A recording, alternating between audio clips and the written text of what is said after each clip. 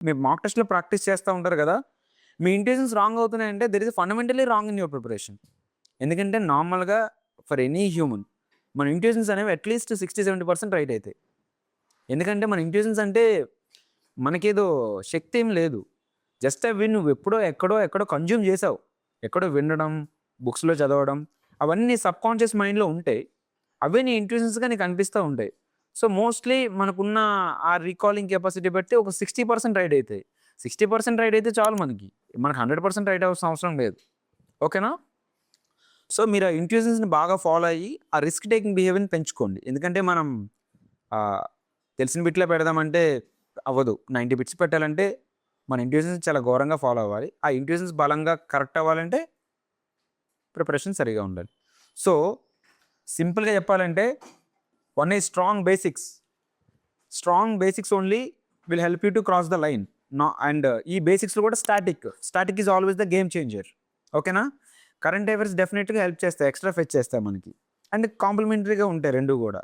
So, మీరు ఎక్కువగా ఈ కరెంట్ అఫైర్స్ మీద కోసమని ఎక్కువ ప్రాకులాడొద్దు.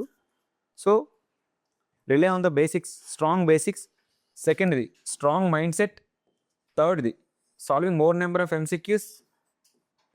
Fourth solving UPSC PYQs.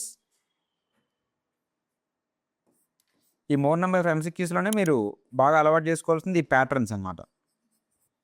దేని నుంచి? ఈ రెండిటి నుంచి. ఓకేనా? So, these are the main things about prelims. Okay. ఇవన్నీ మీరు కంటిన్యూస్‌గా పర్సూ చేస్తుంటే మీకు అలవాటు అయిపోతది. ఇది ఫస్ట్‌ది మాత్రం మెయిన్ ఇంపార్టెంట్ అండి. Strong basics. ఓకేనా? వన్ టైమ్ ఇన్వెస్ట్‌మెంట్ అన్నమాట. మీరు ఫర్ ఎగ్జాంపుల్ 2026 ప్రిలిమ్స్ రాస్తున్నారనుకోండి. ఈసారి మీరు ఎక్కువ చదివారనుకోండి. మీరు 27 ప్రిలిమ్స్‌కి మామూలుగా చదువుకొని కూడా వెళ్ళిపోతారనమాట.